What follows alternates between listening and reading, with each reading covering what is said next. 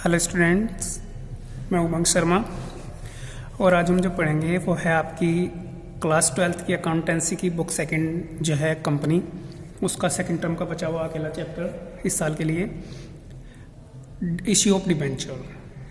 देखो बच्चों, हमने इससे पहले जो वीडियोस थी उसमें पढ़ा था कि हम डिबेंचर बोलते किसे हैं, ठीक है ना। डिबेंचर का इश्यू आप कितने तरीके से कर सकते हैं, जिसमें हमने डिबेंचर के बारे में अगर मैं बात करूं तो हमने पढ़ा था कि डिबेंचर को एट पार कैसे इशू करते हैं, प्रीमियम कैसे इशू करते हैं, डिस्काउंट पर कैसे इशू करते हैं।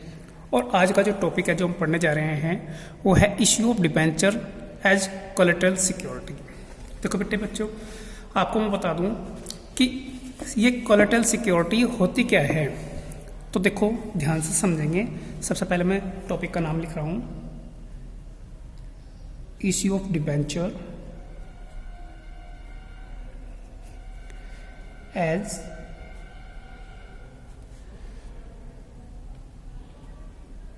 Collateral security. कि अगर आप किसी बैंक से या किसी अदर फाइनेंशियल इंस्टीट्यूशन से लोन लेना चाहते हैं, ठीक है ना, तो क्या वो लोन आपको ऐसे ही दे देगा? नहीं, उसे कुछ ना कुछ आप किससे सिक्योरिटी चाहिए होगी, और वो सिक्योरिटी अगर आप जमा करते हैं तो उसका कुछ percent 60%, 70%, 80% according to RBI rule sorry, वो आपको उस सिक्योरिटी का उतने परसेंट आपको लोन प्रोवाइड कराएगा, ठीक है ना। तो यहाँ पे बताने की ये कोशिश की गई है कि जो आपने डिबेंचर इश्यू किए हुए हैं आप उन्हें भी एक तरीके से गिरवी बैंक के पास रखें, किसी फाइनेंशियल इंस्टीट्यूशन के पास गिरवी रख के उनसे क्या कर सकते हैं, उनसे वो लोन ले सकते हैं। तो देखो बेटे, ये जो टॉपिक है ये आपको दो तरीके से कंप्लीट करना होगा, ठीक है ना। एक तो वो जब आपको जनरल एंट्री पास करनी हो तब, और एक वो जब आपको जनरल एंट्री पास ना करनी हो तब। उसके लिए मैंने आपकी बुक से ही एक क्वेश्चन लिया है, क्वेश्चन नंबर 29। देखो इसे पढ़ के देखेंगे ध्यान से। इसने क्या बोला हुआ है, इसने यहाँ पर बोला है कि S Singh limited obtain loan of ₹5 lakh from SBI, ठीक है ना। SBI से उन्होंने जो था एक लोन लिया, ठीक है ना, और उस पर 10% इंटरेस्ट पेबल होगा फ्यूचर में। The company issued ₹7,50,000 10% debenture of ₹100 each in favour of SBI as collateral security. और कंपनी ने किया क्या, ₹7,50,000 के 10% डिवेंचर जो थे, ₹100 के एक डिवेंचर के हिसाब से SBI को एज ए सिक्योरिटी उनके पास गिरवी रख दिए, ठीक है ना। अब आपको जनरल एंट्री पास करनी है इसकी 2 time. When the company decided not to record issue of debenture as collateral security, जब बैंक इन्हें रिकॉर्ड नहीं करना चाहती है, जनरल एंट्री पास नहीं करना चाहती हो तब। और when company decided to record the issue of debenture as collateral security, जब कंपनी इन्हें रिकॉर्ड करना चाहती हो तब आप किन किन कंडीशन में क्या जनरल एंट्रीज बना सकते हैं उसे यहाँ ध्यान से देखेंगे। देखो बेटे, हम इस क्वेश्चन को सोल्व करने की कोशिश करते हैं। इसे हमने मान लिया आपका एग्जाम्पल नंबर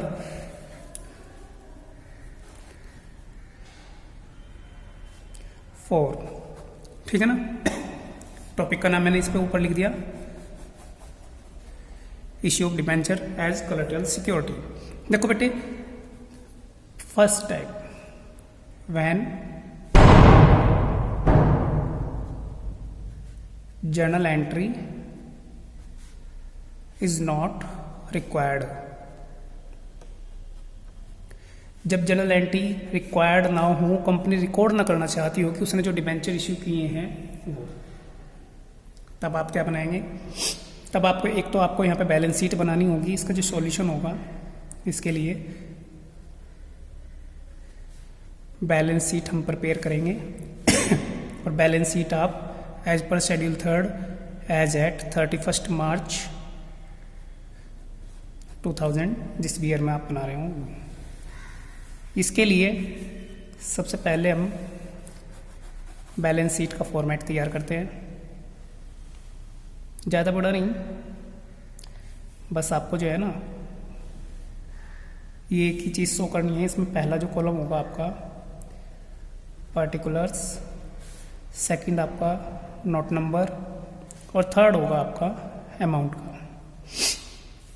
सबसे पहला फर्स्ट पार्ट लिखेंगे आप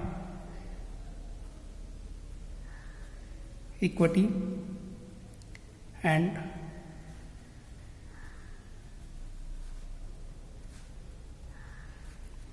लायबिलिटीज।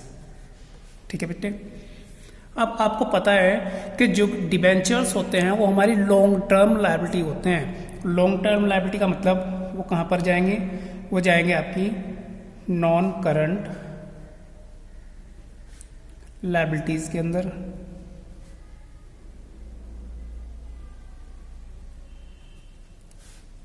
ठीक है। और नॉन करंट लायबिलिटीज के अंदर अगर मैं बात करूं तो ये लॉन्ग टर्म बोरोविंग में जाएंगे। यहाँ फिलहाल हमें जो है ना लॉन्ग टर्म लायबिलिटीज के अंदर यहाँ पे लिख देंगे लॉन्ग टर्म बोरोविंग्स, जो आपने लंबे टाइम के लिए उधार लिया हो, और यहीं पर आप नोट नंबर डाल देंगे फर्स्ट। अब नोट नंबर देखेंगे, notes to account clear prepare करेंगे। नोट्स टू अकाउंट्स, इनका जो फॉर्मेट है लगभग सिमिलर ही है बैलेंस शीट के, बस यहाँ पे नोट नंबर का जो कॉलम होता है उसे हम नहीं बनाते। पहला जो कॉलम हुआ आपका पर्टिकुलर्स एंड देन अमाउंट। ठीक है बेटे। अब देखो यहाँ पे आपने फर्स्ट नोट नंबर लिया जहाँ पे आपको फाइंड करना है लॉन्ग टर्म बोरोइंग्स। ठीक है। लॉन्ग टर्म बोरोइंग में आपको क्लियर बताया कि आपने जो बैंक से लोन लिया है वो 10% की रेट से लिया है और बैंक का नाम है SBI और लोन की जो अमाउंट है वो 5 लाख रुपए की है। तो यहाँ पे आप लिखेंगे 10% लोन फ्रॉम SBI। ठीक है ना। और अमाउंट कितनी है उसकी 5 लाख रुपए की। और यहाँ पे आपको ब्रैकेट के अंदर लिख देना है कि जो लोन है सिक्योर्ड बाय, वो सिक्योर है, जो आपके डिबेंचर्स हैं वो क्वेश्चन के अंदर दिए हुए हैं आपको 10% ही डिबेंचर हैं बाय कितने डिबेंचर आपने इश्यू किए, आपको क्लियर बताया गया कि 7,50,000 के डिबेंचर हैं और 100 रुपये का एक डिबेंचर है, इस हिसाब से 7,500 आपके डिबेंचर्स बैठेंगे। तो यहाँ पे लिखेंगे आप 7500 10% debentures at the rate of ₹100 के जो लोन है आपका ये इन डिबेंचर से सिक्योर है। ठीक है ना। 5 लाख से बस आपको इतना नोट करना है और ये 5 लाख की अमाउंट जो है आपको ऊपर लॉन्ग टर्म बोरोइंग में शो करके दिखा देनी है। पहला मेथड आपका ये रहा बच्चों। ठीक है ना। जब आपको डिबेंचर को एज कोलेटरल सिक्योरिटी इश्यू करने के लिए जर्नल एंट्री रिक्वायर्ड ना हो तब हम इस क्वेश्चन को इस तरीके से करेंगे। ठीक है बेटे। और जो इसका दूसरा मेथड होगा वो मैं इससे अगली वीडियो में आपको एक्सप्लेन करूंगा। ओके बच्चों, थैंक यू।